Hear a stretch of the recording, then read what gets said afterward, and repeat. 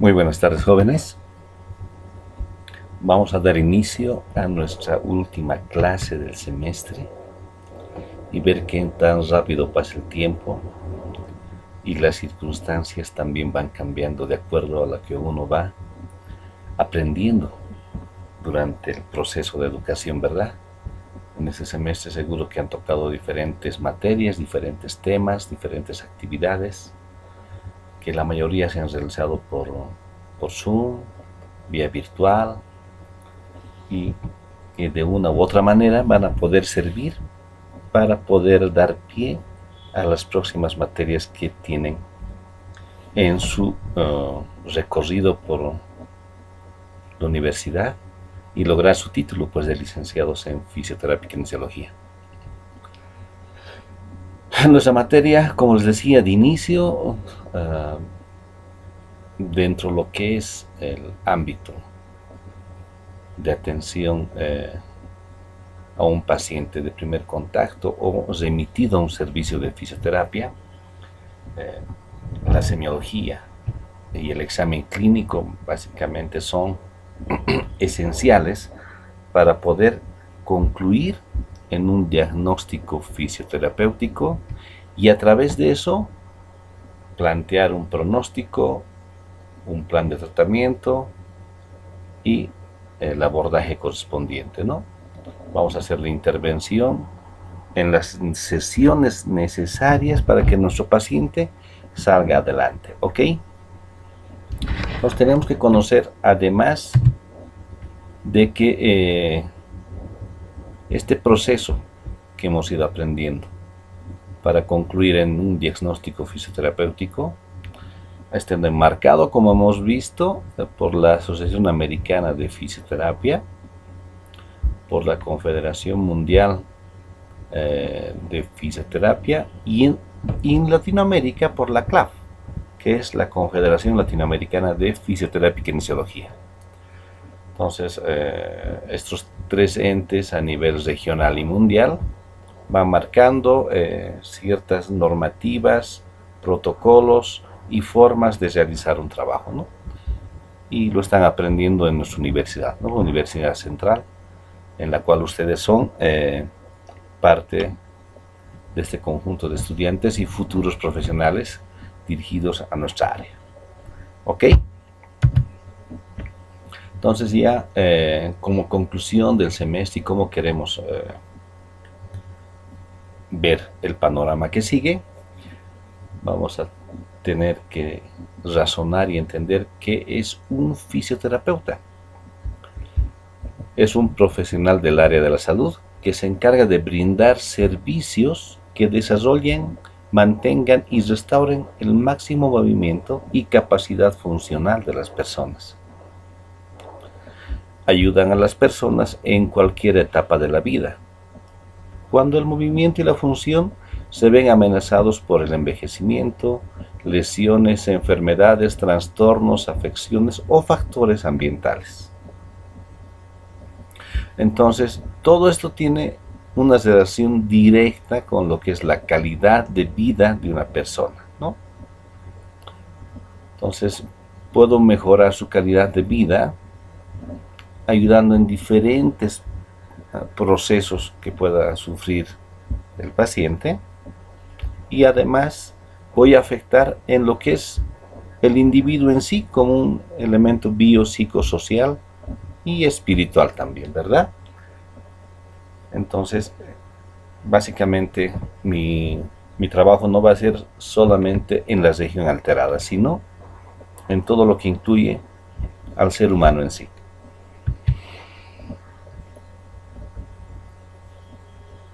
¿Qué hacemos como fisioterapeutas? ¿No? ¿Cuál es nuestra labor? Llevamos a cabo exámenes, evaluaciones integrales del paciente. El fisioterapeuta evalúa los hallazgos de la evaluación para hacer juicios clínicos. El fisioterapeuta formula un diagnóstico fisioterapéutico, pronóstico y un plan de tratamiento. Además, proporciona intervención dentro de su competencia profesional, y determina cuándo los pacientes deben ser referidos a otro profesional de salud. Además, va a implementar un programa de intervención, va a determinar los resultados de su tratamiento, va a ir revaluando constantemente y enseña y brinda recomendaciones para tratamiento en casa. Entonces tenemos varias cosas que realizamos dependiendo en qué momento del tratamiento se encuentra el paciente.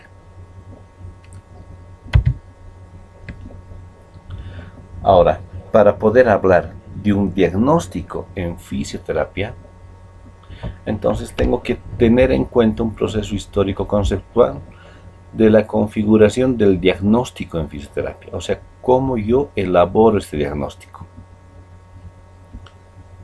Puede hacer uso de modelos tradicionales o modelos de autonomía profesional en relación a que yo puedo plantear un diagnóstico dependiendo de la lesión del paciente,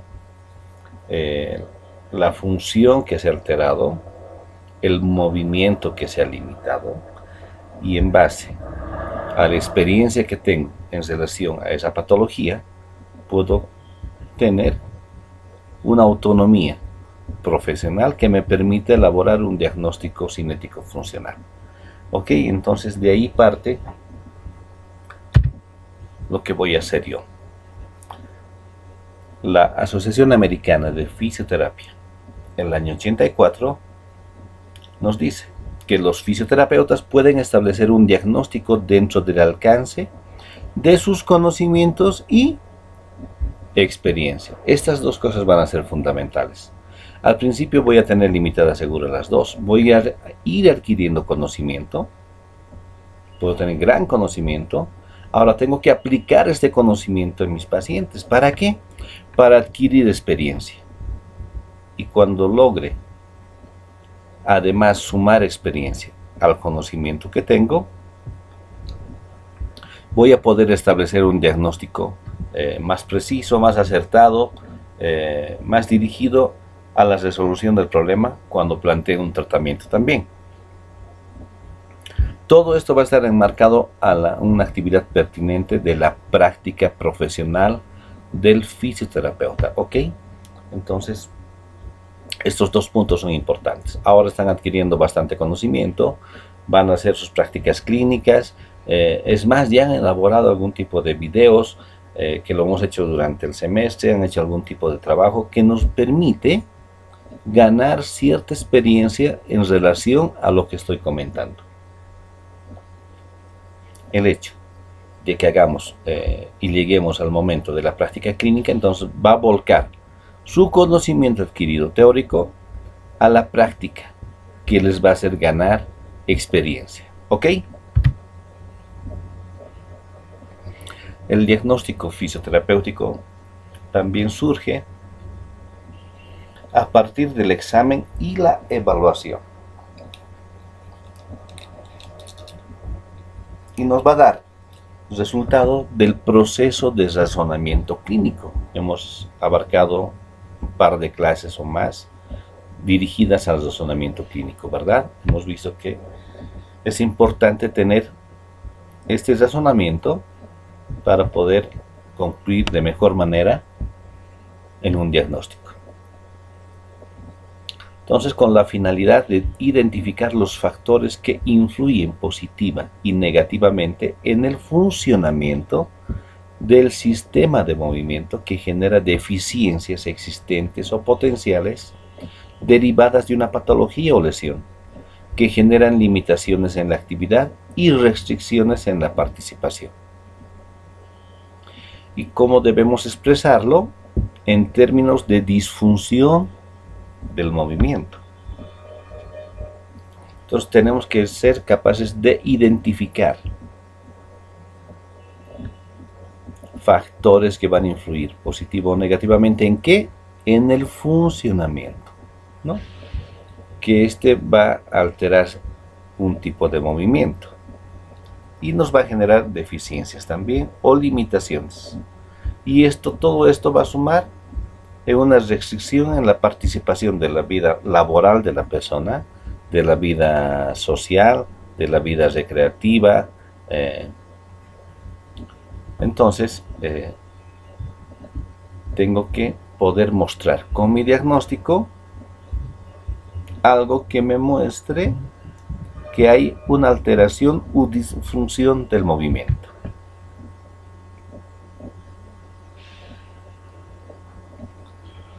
Este diagnóstico fisioterapéutico, además, es el resultado de un proceso de razonamiento clínico que nos va a mostrar o identificar las deficiencias y limitaciones funcionales potenciales existentes. Ya estoy mencionando en mi diagnóstico que puede haber deficiencia o limitación funcional.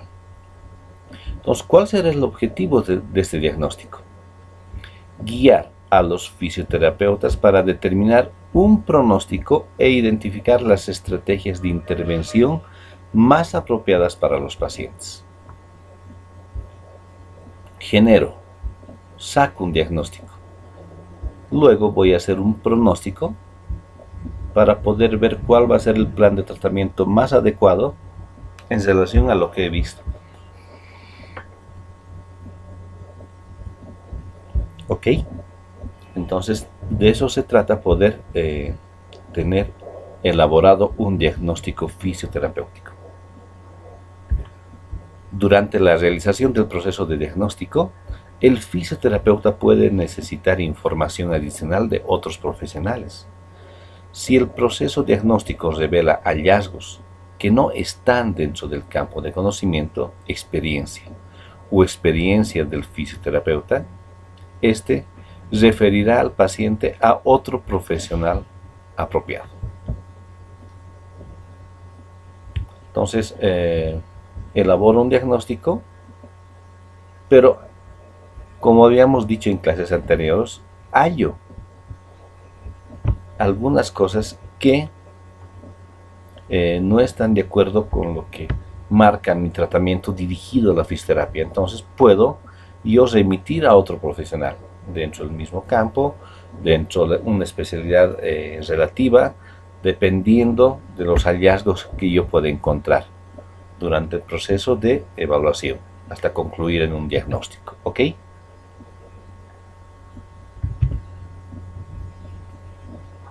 Entonces todo empieza, la gran base de todo esto es la historia clínica, ¿no? La exploración que pueda hacer a través de los exámenes diferentes físicos, de pronto pruebas que después puedas realizar, que me van a permitir la sumatoria de los datos obtenidos de mi paciente, de los datos obtenidos a través de la exploración física, por sistemas, regional, general, y las pruebas además que puedas realizar, me van a dar pie a poder elaborar un diagnóstico fisioterapéutico. Este diagnóstico me va a mostrar qué tipo de estrategias voy a utilizar en el tratamiento que voy a plantear, además del pronóstico, que quiere decir en cuánto tiempo considero que este paciente se puede restablecer. ¿Ok? Entonces, este proceso no va a seguir adelante si la historia clínica, el primer paso, la anamnesis, la exploración, todo lo que pueda hacer, además de las pruebas, estén bien realizadas, para poder concluir en este diagnóstico y plantearme las estrategias de tratamiento que el paciente requiere. Ahora, este diagnóstico que nosotros sacamos, fisioterapéutico, no debe entrar en competencia con el diagnóstico médico, que puede preceder obligatoriamente, ¿no? Que puede venir antes porque el paciente ha sido visto por un médico, pero no siempre sucede eso. El médico aclara la situación e investiga y denomina la patología.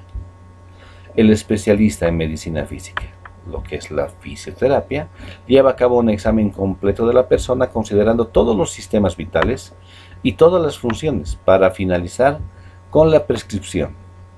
determina las soluciones funcionales aplicables a pacientes cuya vía cotidiana se encuentra alterada por la anomalía de movimientos. Entonces, si yo detecto que una patología que ha sido diagnosticada por un médico, yo con el examen que realizo determino que esa patología está limitando una función, está alterando un movimiento, entonces estoy entrando al campo que es cinético funcional.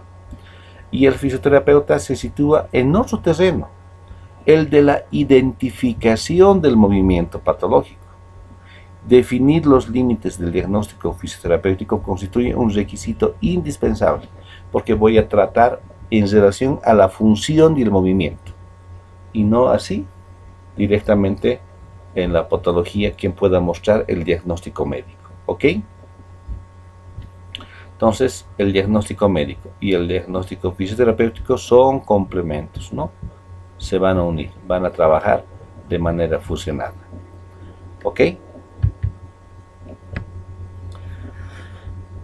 Identificar el impacto de una condición sobre el nivel de función de un sistema, componentes del movimiento corporal humano, y el nivel de compromiso del individuo con el fin de determinar estrategias del tratamiento. ¿Para qué? Para restablecer ese compromiso de la función en relación al movimiento corporal humano. ¿Ok?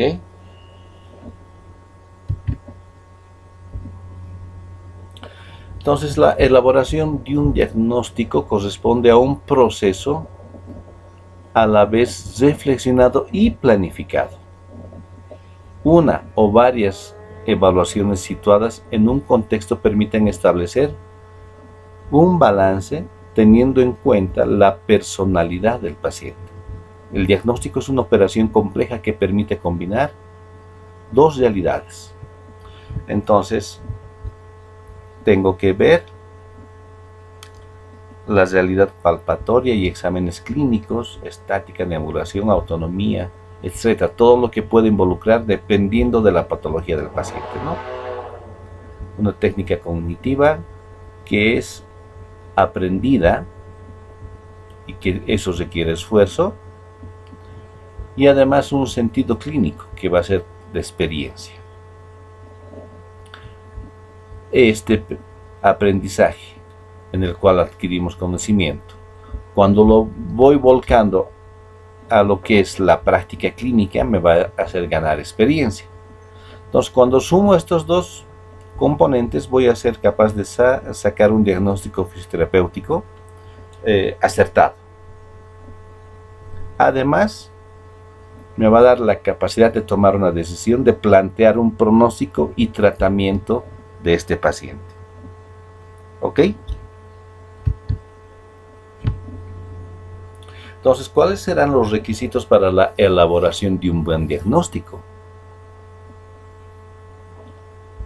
La objetividad, seguir un proceso sistemático y además que haya homogeneidad en lo que voy a hacer, ¿no? No puedo ir cambiando de una historia a otra el orden, la forma de hacer las cosas, porque todo además sigue un protocolo, entre comillas, para poder realizar la historia clínica y concluir en un diagnóstico.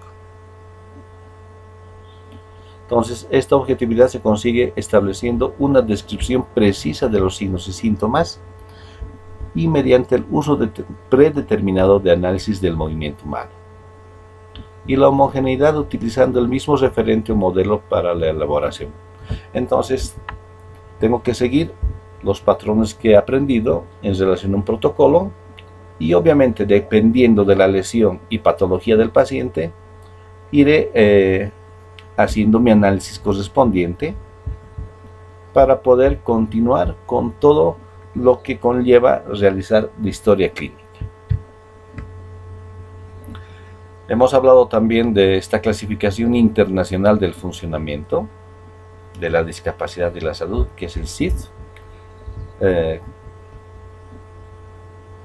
que nos va a brindar un lenguaje unificado y estandarizado y un marco conceptual para la descripción de la salud y los estados relacionados con ella en relación a lo que es la función. Y tiene diferentes parámetros y formas de realizar. Entonces hemos visto en las clases anteriores y en presentaciones anteriores que yo les he enviado poder interpretar todo esto, así que lo vamos a mostrar reiterando que el estado de salud o la alteración o el trastorno que puede conllevar a una enfermedad en una persona va a dañar, va a alterar una función o estructura corporal, una articulación mayor, menor, dependiendo de la zona, o varias articulaciones también. Que si hablamos en un ejemplo, en una epicondilitis, en un codo derecho, entonces la función de ese codo va a estar alterada. Si la función está alterada, su actividad de esa persona va a estar alterada. Y si esta alteración de la actividad está tomando de manera mayor la actividad de este codo en la persona, entonces su participación en ciertas ejecuciones laborales, funcionales, recreacionales, sociales, familiares va a estar restringida. Habíamos comentado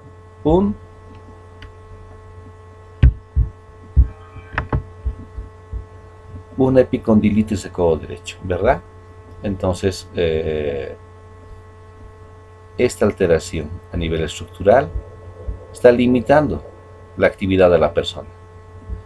Y esta limitación puede alterar la participación laboral. Entonces estamos afectando desde la estructura local hasta la participación a nivel social. Y los factores ambientales que a veces no pueden contribuir para que el paciente pueda desarrollar toda su actividad. Y los factores personales, cuán limitada se siente la persona por esta lesión que ha sufrido. Y todo esto se va a ir clasificando dependiendo del tipo de alteración que tenga la persona. Los componentes que hemos comentado hace un momento, que están mostrados en esta vista de diferente manera, que se explican acá.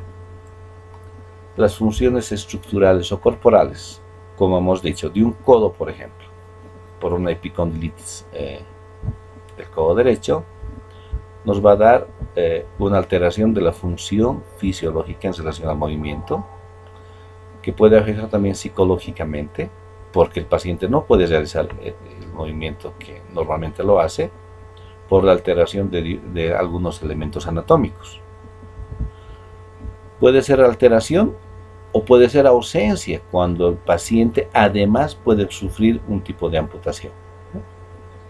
Entonces, esto me va a mostrar, me va a llevar a una deficiencia. Esta deficiencia va a marcar la actividad que va a estar limitada en ejecución individual de ciertas tareas. Dificultad que tiene la persona para realizarlas o no las puede realizar, entonces me va a mostrar una limitación. Y esta limitación va a afectar la participación de la persona en el desempeño de las situaciones sociales. En el problema, además, problemas que el individuo experimenta al realizar algún tipo de actividad recreacional, familiar, laboral o social. Entonces va a sufrir una restricción. Y esta restricción, de acuerdo al CIF,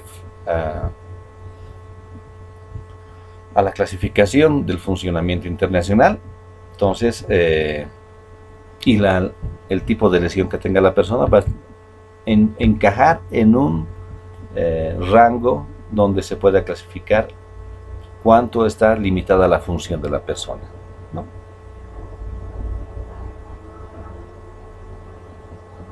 Como vemos en el cuadrito este, que es un resumen del cuadro anterior que hemos visto. Entonces vamos a ir viendo que va a haber diferentes parámetros para poder hacer que el paciente pueda, entre comillas, encajar a una clasificación a nivel internacional, dependiendo la actividad y la participación que están restringidas, desde las actividades de la vida diaria hasta las actividades de mayor complejidad, como va a ser desempeñar ciertas funciones a nivel laboral, a nivel social y todo eso. Entonces, funciones corporales que han sido alteradas, estructuras corporales que van a limitarse en su actividad, y esto le va a restringir al paciente o a la persona en su participación, ¿no? A nivel social, laboral, recreacional, y qué factores ambientales pueden coadyuvar positiva o negativamente en poder realizar su participación de esta persona. Hemos comentado en para clases anteriores y en la anterior un ejemplo de un diagnóstico médico como lumbalgia. Entonces, la estructura que va a estar alterada va a ser la columna lumbar. La función corporal, además de estar alterada, va a producir dolor y va a haber limitación en la actividad de esta zona, ¿verdad? Limitación en mantener y o cambiar posturas básicas del cuerpo, por ejemplo, realizar algunas tareas, y habíamos comentado que puede ser un diagnóstico cinético funcional, una limitación funcional de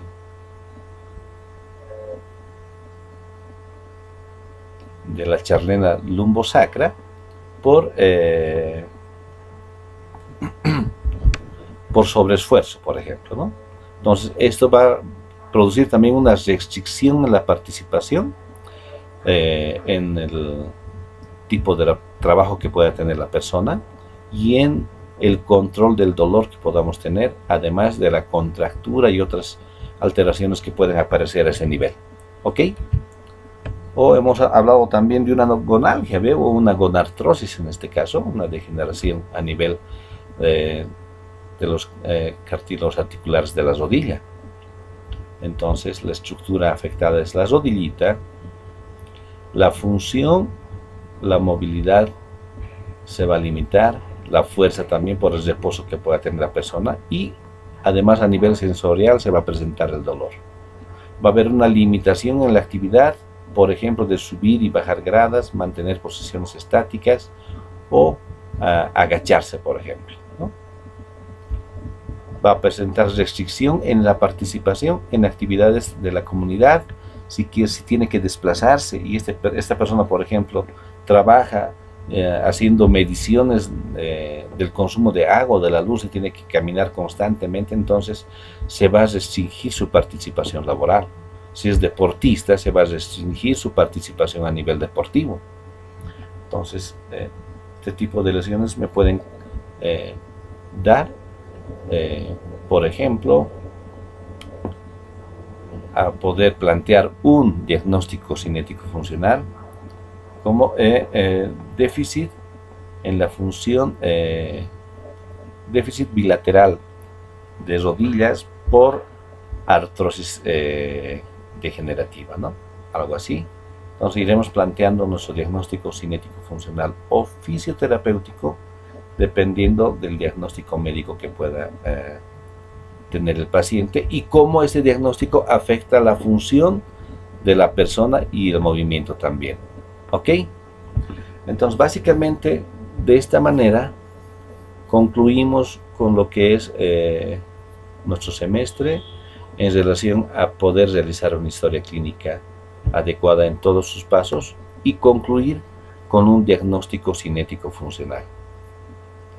Estoy en el WhatsApp para cualquier consulta que puedan tener y alguna duda que podamos despejar en relación a esta última clase. Un abrazo, jóvenes, que tengan el privilegio de aprobar con la mayor nota posible todas sus materias, que el cuarto semestre ya sea algo que pueda definir a futuro sobre cuál especialidad ustedes van a ir enmarcando su camino profesional, y que estas fiestas de fin de año realmente las podamos disfrutar en familia, con nuestros seres queridos, y poder escribir el 1 de enero las metas que quiero lograr, alcanzar el próximo 30 de diciembre del 2021. Un abrazo para ustedes, para todas sus familias. Los aprecio mucho. Cuídense bastante y nos vemos pues en el examen final para poder concluir con lo que es nuestro semestre. Un abrazo.